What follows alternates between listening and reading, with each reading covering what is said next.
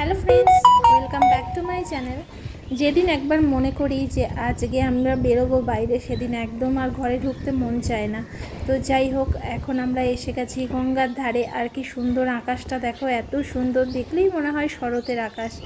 মানে আকাশের রঙটাই যেন অন্যরকম হয়, তার সাথে পেঁচা তুলোর মতো মেঘগুলো এত সুন্দর দেখতে লাগছে। আর আমরা এসে গেলাম গঙ্গার ঘাটে। আমি আর সমৃদ্ধ আর একটা জিনিস দেখার জন্য আমরা ছুটেছি, কি জানো? রামধনু। এখন প্রায়শই রামধনু উঠছে। সেদিনকেও তোমাদের ভিডিওতে বলেছিলাম রামধনু উঠেছে, কিন্তু সেদিনকে রামধনুটা খুব আবছা ছিল, কিন্তু আজকে রামধনুটা পরিষ্কার। আমরা যখন বাইকে শ্রীরামপুরে ঢুকি, কিছুটা আসার পরেই রামধনুটা চোখে পড়লো, তাই ভাবলাম তাড়াতাড়ি গিয়ে গঙ্গা থেকে রামধনুটা তুলব, কিন্তু আমরা আস্তে আস্তেই মেঘে রামধনুটাকে ঢেকে দিয়েছি, ফলে রামধনুটা তোলার চান্সই পেলাম না। তো দেখতে পাচ্ছ এখানে বাচ্চাদের যে পার্কটা, সেটা একদম এই সাইডে নিয়ে আসা হয়েছে, তার কারণ এখন সব ভাঙা পড়ছে, ক্লাব হাউস তৈরি হবে তার জন্য। আর সমস্তগুলো মানে পার্কটাগুলো পুরো এদিকে সেট করা হচ্ছে, মানে আজকেই সম্ভবত সব তোলা হয়েছে, মানে কারণ মাটি দেখেই বুঝতে পারছো। আর ওই দিকটা পুরো ফাঁকা করা হচ্ছে। আর ক্লাব হাউসটা দেখো, ক্লাব হাউসটা আস্তে আস্তে কিন্তু পুরোটা কভার করা হবে। আর পুরনো অফিসটা কি ভেঙে দেওয়া হবে নাকি ওটা রেখেই ওপর থেকে করা হবে, সেটা এখনও বুঝতে পারছি না। টাওয়ার 9টা পুরো হোয়াইট কালার করে দিয়েছে, তো টাওয়ার 9টাও তাড়াতাড়ি কাজ চলছে, যেহেতু পুরো শিফটিংটাই টাওয়ার 9-এ হবে, তার জন্য। তো এখানে সব কাজকর্ম করছে, দেখতেই পাচ্ছ। আর আমরা একটুখানি হাঁটছিলাম আর কি, আমি আর সমৃদ্ধ হাঁটছিলাম একটু। আর এটা হচ্ছে tower 1 R tower 2, R tower 3টাও কিন্তু আরেকটু উঠেছে, কিছুদিন আগে দেখা যাচ্ছিল না, এখন কিছুটা দেখা যাচ্ছে। টাওয়ার 3টা দেখতেই পাচ্ছ আরেকটু উঠেছে। তো মোটামুটি কাজ কিন্তু ভালোই চলছে। আর পোডিয়াম লেভেলে মোটামুটি সব ফ্ল্যাটগুলোই তুলে দেওয়া হয়েছে, যাতে পোডিয়ামটা খুব তাড়াতাড়ি কমপ্লিট করা যায় আর ক্লাব হাউসটাও কমপ্লিট করা যায়। তো দেখতে থাকো তোমরা, আশা করছি তোমাদের ভালো লাগবে। আকাশটা কিন্তু আজকে মানে খুব সুন্দর লাগছে, দেখো এত সুন্দর দেখতে লাগছে যে কি বলবো। তো চলো দেখতে থাকো। Hello friends, welcome back to my channel. আমরা ঘুরে টুরে এসে এখন আছি অ্যালকবের সামনে। এটা হচ্ছে পরের দিনের মানে একদিনেই ব্লগটা করেছি, কিন্তু এটা পরের দিন তোমরা পাবে, সেই হিসাবেই আর কি করা। আর একটা ব্লগ এখান থেকেই স্টার্ট করলাম। আমরা এসেছি গঙ্গার ঘাটে এসেছি, আর সুমিত সব জিনিসপত্রগুলো ঘরে রেখে আসছে। আর আমরা অনেকক্ষণ আগেই এসেছি, এসে একটু ঘোরাঘুরি করছিলাম। এই যে, আর এখানে অনেক কিছু চেঞ্জ হচ্ছে সব। এই যে পার্কটাকে দেখতেই পাচ্ছ, এখানে সব সেট করছে। আজকে যাওয়ার পথে তোমাদের একটু কাজগুলোও দেখিয়ে দেবো, অনেকে দেখতে চাও, বাইরে থেকেই দেখাবো। আর এখানে এখন এই বোধহয় মেন অফিসটা এখন ভাঙা টাঙা পড়বে, তার জন্য সব কিছু শিফট হচ্ছে আর কি।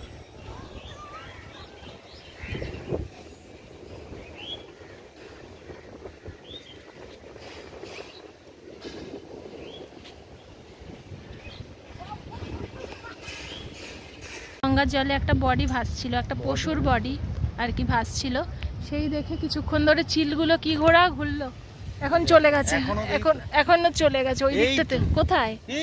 ও এই যে মাথার ওপরেই ঘুরছে, দেখো, এই দেখো, এখন ভেসে ওই দিকটা চলে গেছে। আর চিলগুলো ঠিক টার্গেট নিচ্ছিল, দেখলো পারবে না, চলে গেল। ওইগুলো হচ্ছে মাছরাঙা, পানকৌড়ি না, মাছরাঙা, পানকৌড়ি, এগুলো এই ঠিক জলের একটু একটু ওপরেই থাকে। কিছুক্ষণ আগে রামধনু উঠেছিল, এত সুন্দর, মানে তুলতে জন্য ছুটলাম কিন্তু পারলাম না, মেঘে পুরো ঢেকে দিল। আগের দিনকেও ইয়েটা রামধনুটা হালকা বোঝা যাচ্ছিল, কিন্তু আজকে একদম পরিষ্কার বোঝা যাচ্ছিল, তাই না? আজকে দারুণ উঠেছিল রামধনুটা, কিন্তু দেখতে পারলাম না, মানে আমরা দেখেছি, মানে তুলতে পারলাম না, এত সুন্দর লাগছিল।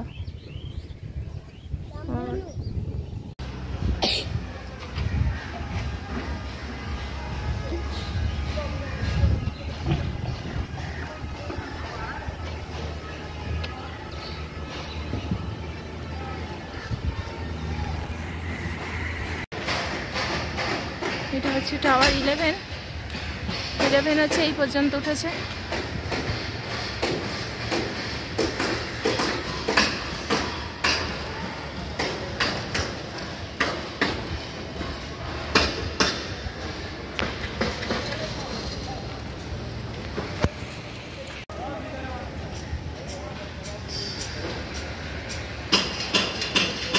হচ্ছে টাওয়ার 12।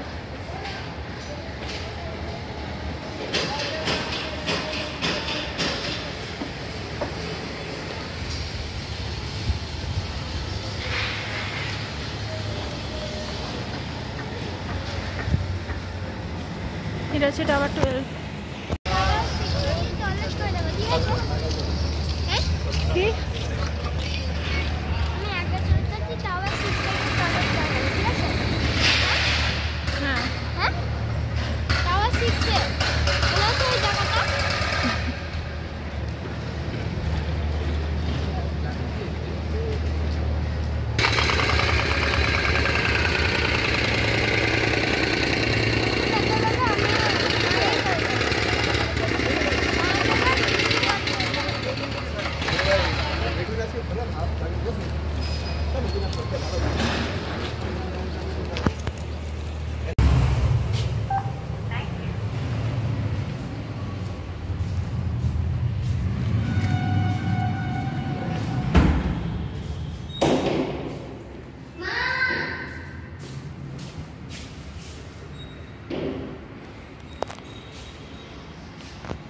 সারাদিনের ক্লান্তি আর ভালো লাগছে না, মনে হচ্ছে এবার ঘরে গিয়ে বিছানায় শুয়ে পড়ি, অনেকটা খাটুনি হয়েছে।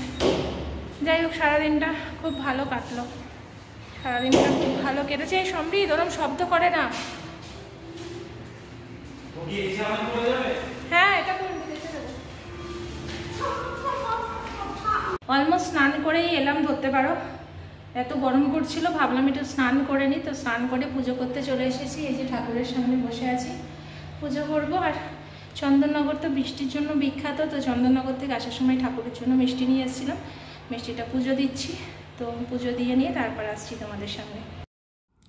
আমরা যখন বাইরে কোথাও ভালো কিছু খাই তখন আমাদের ঘরে যে ঠাকুরগুলো থাকে বা আমাদের গোপাল আছে, গণেশ আছে, তখন মনে হয় তাদের জন্য কিন্তু কিছু ভালো জিনিস নিয়ে আসা দরকার, তাই না? তো যখনই যাই আমরা বাইরে কিছু খাই, চেষ্টা করি ওদের জন্য মিষ্টি টিষ্টি বা লাড্ডু ফাড্ডু কিছু নিয়ে আসতে। তো আজকে চন্দননগরের এই স্পেশাল মিষ্টিগুলো, এর মধ্যে ওই যে সিঙ্গারা দেখছো, ছোটোবেলায় সিঙ্গারাটা আমরা খুব খেতাম। আর বেকড একটা কি বলে ওটাকে, কালাকাঁদ ছিল, আর একটা সন্দেশ টাইপের ছিল। আকাশে এই জায়গাটা দেখো পুরো কালো মেঘ জমেছে, একদম ঘন কালো হয়ে এই জায়গাটা মেঘটা জমে আছে। নিচে সমৃদ্ধ খেলা করছে, ওই যে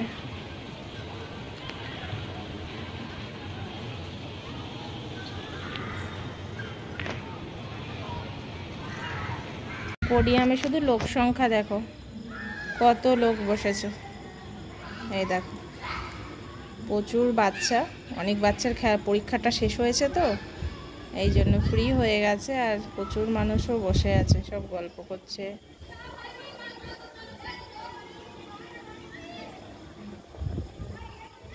প্রচুর মানুষ ওইদিকেও বসে আছে, সবাই চারিপাশে বসে আছে, প্রচুর ভিড় মানুষের। ইনি যদি মোটা হন আমার কিন্তু কোনো দায় নেই, আমি কিন্তু খেতে চাইনি, আমি বলেছি আমি খাবো না বেশি। এটা হচ্ছে ওর ফ্রেন্ড কিনে পাঠিয়েছে। এটা কি বলে দাও একটু। এটা হচ্ছে মিল্ক কেক, মানে গরম গরম সন্দেশ টাইপের। কালাকাঁদকে যদি একটু লিকুইড করা হয় যেরকম হবে, একটু লিকুইড না, সেমি লিকুইড টাইপের, নলেন গুড়ের, দারুণ খেতে। এটা কোন দোকান থেকে নিয়েছো বলে দাও। বন্দনা সুইটস বলে মানুষের, বন্দনা সুইটস, দারুণ খেতে। 450 না 500 টাকা কেজি, 1400 টাকা। ঠিক আছে, সমৃদ্ধ ভালো লেগেছে খেয়ে। প্রায়শই হাজবেন্ডের সাথে একটা জিনিস নিয়ে ঝামেলা হচ্ছে, আজকাল এত মিষ্টি খাওয়া বাড়িয়েছে কি বলবো। মানে একরকম মিষ্টি আনতে গেলে 2-3 রকমের নিয়ে চলে আসছে, নিজেও খাচ্ছে, ছেলেকেও খাওয়াচ্ছে, আমাকেও বলছে খাও খাও, এরকম জোর জবরদস্তি করছে। তো ছেলেকে ইদানিং একটু মিষ্টিটা একদমই খাওয়ানো বন্ধ করেছিলাম যাতে ওর শরীরটা ঠিকঠাক হয়, তার জন্য কিন্তু এই কথাই শোনে না। মানে সেদিনকে মালপোয়া নিয়ে আসতে গিয়ে কতগুলো মালপোয়া নিয়ে এসেছে, চালের বড়া নিয়ে এসেছে, মানে শুনছেই না কথা, এমন অবস্থা।